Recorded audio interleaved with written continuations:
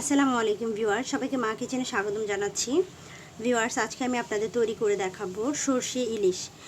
এই রেসিপিটা পছন্দ করে না এমন মানুষ খুব কমই আছে।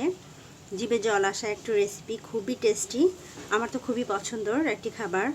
আজকে আমি সবচেয়ে সহজ এবং ঝটপট উপায় কীভাবে এই সরষে ইলিশ তৈরি করবেন সেই রেসিপিটি আপনাদের দেখাবো। চলুন তাহলে কথা না বাড়িয়ে দেখে নিই কীভাবে এই সরষে ইলিশটা তৈরি করব। ভিউয়ার্স, এখানে আমি 7 পিস ইলিশ মাছকে খুব ভালোভাবে ধুয়ে পরিষ্কার করে নিয়েছি। এবার এর সাথে এটার যাতে সরষে ইলিশ মাছের কালারটা যাতে সুন্দর আসে তার জন্য এর মাঝে আমি এখন কিছুটা হাফ চা চামচ পরিমাণ লবণ আর হাফ চা চামচ পরিমাণ হলুদের গুঁড়ো মিশিয়ে রাখবো। এতে করে মাছটাতে লবণও ঢুকবে এবং হলুদের সুন্দর একটা কালার ধরে যাবে মাছে। এটা আমি যতক্ষণ পর্যন্ত না মশলাটা কষাচ্ছি ততক্ষণ পর্যন্ত এটা রাখলেই চলবে, খুব বেশি সময় ধরে রাখার প্রয়োজন নেই। এবার আমি হাত দিয়ে একটু এভাবে মেখে নেব মাছগুলোকে এপট ওপট ভালোভাবে। আমি সবগুলো মাছ এভাবে মেখে নিয়েছি। এবার এটা আমি রেখে দিচ্ছি এবং সরষের যে প্রিপারেশনটা সেটা আমি দেখাচ্ছি। এখানে আমি 5 টেবিল চামচ পরিমাণ সরষে নিয়েছি। 2 টেবিল চামচ আমি সাদা সরষে নিয়েছি আর 3 টেবিল চামচ আমি কালো সরষে নিয়েছি। আপনি চাইলে যে কোনো একটাও নিতে পারেন, তবে এইভাবে দিলে খেতে বেশি ভালো লাগে। এটাকে আমি কিছুক্ষণ ভিজিয়ে রেখেছি, তারপর ধুয়ে ভালোভাবে আমি পরিষ্কার করে পানিটা ঝরিয়ে নিয়েছি। এবার এর সাথে আমি 4টা কাঁচামরিচ দিয়ে দিচ্ছি আর হাফ চা চামচ পরিমাণ লবণ দিয়ে দিব।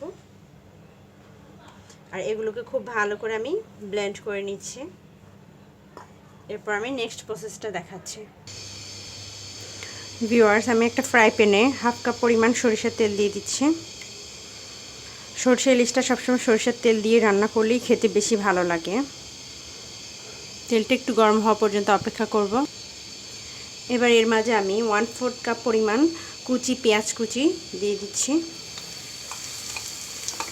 এবং পেঁয়াজটাকে খুব ভালো করে একটু ভেজে নেব।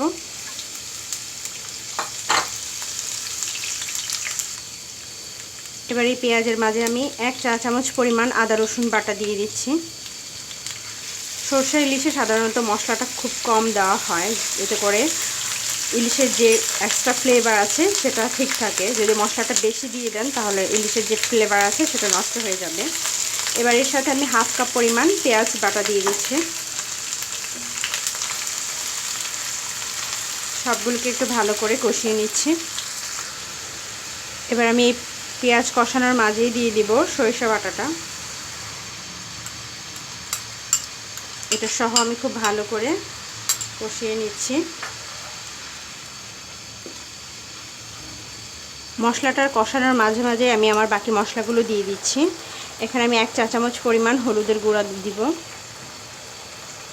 যেহেতু আমি মাছটাকে হলুদ দিয়ে আগেই মেখে রেখেছিলাম। হাফ চা চামচ পরিমাণ মরিচের গুঁড়ো ব্যবহার করছি। কাঁচামরিচ যেহেতু আমি দিয়েছি, সো ঝালটা আমি সেভাবেই দিচ্ছি, আপনি চাইলে ঝালটা বাড়িয়ে নিতে পারেন।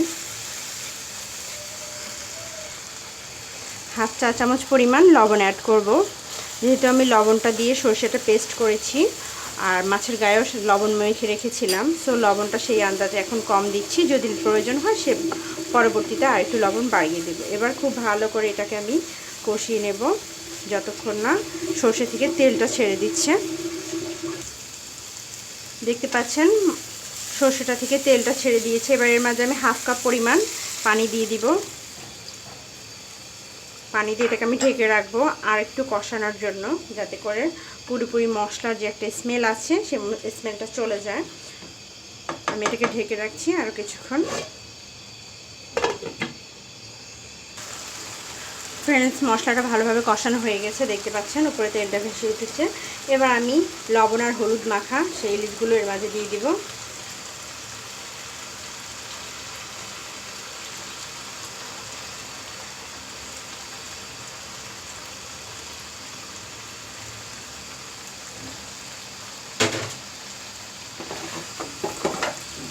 দিয়ে দিচ্ছি এবং এটাকে একটু উল্টে পাল্টে মশলাটাকে ইলিশের গায়ে লাগিয়ে দিচ্ছি। এভাবে করে একটু উলট পালট করে দিবেন সবগুলো মাছকে। এভাবে আমি আরও 3 থেকে 4 মিনিট মাছটাকে সর্ষের সাথে কষিয়ে নেব। ঢাকনা দিয়ে দিচ্ছি।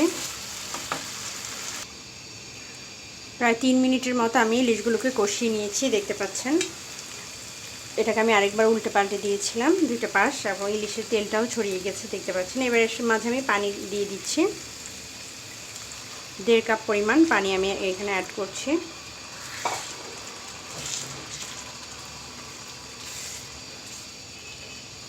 এটাকে আমি এই পানির মাঝে আরও কিছুক্ষণ রান্না করব।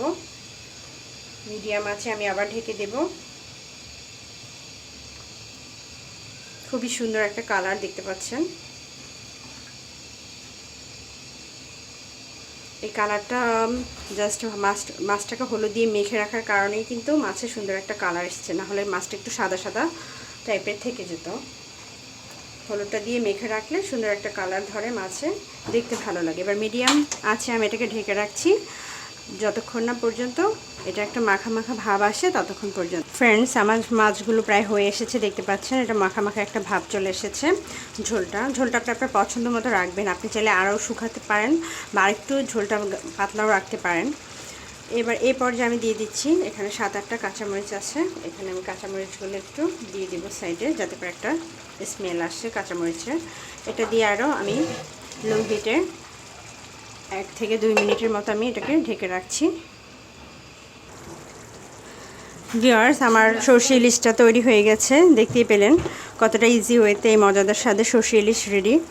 আশা করি রেসিপিটি সবার ভালো লেগেছে, আর ভালো লাগলে আমার চ্যানেলটি সাবস্ক্রাইব করবেন, সাথেই থাকবেন। আল্লাহ হাফেজ, দেখা হবে নেক্সট রেসিপির সাথে।